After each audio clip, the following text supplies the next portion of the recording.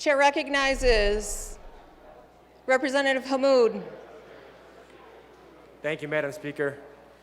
Colleagues, I'd like to take just a few minutes to speak about the bill that's before us. The bill before us is an important step in the support for our neighborhood mom and pop shops, our small businesses, the backbone of our economy. 100 million allocated.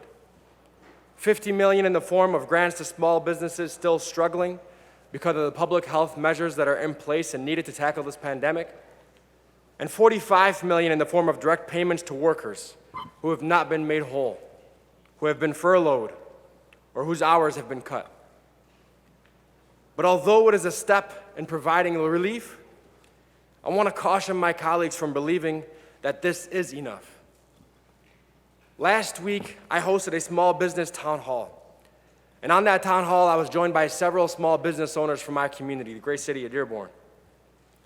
One of the entrepreneurs in the town hall had opened up their business in 2018, Detroit Kid City, a place where children's imaginations come to reality, where they go to learn and grow.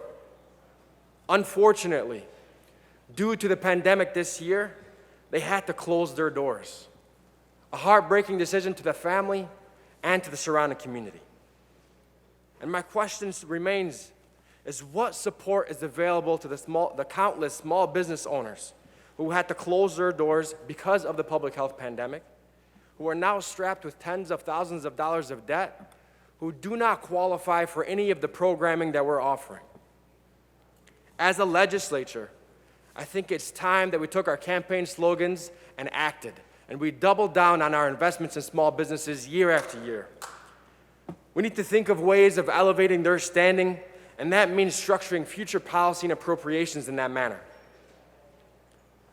Now, that is as it pertains to small businesses in this bill. I'd like to take a moment to also discuss language that permits the transportation of hazardous materials across the Ambassador Bridge.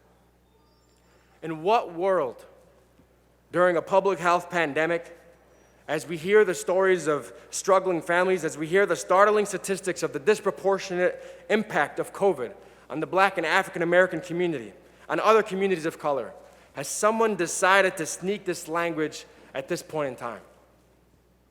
It is shameful.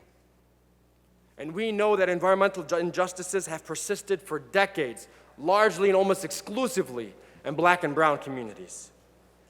The inclusion of this language is something that we need to revisit immediately at the beginning of the new term and have deep conversations about the direction in which we're heading.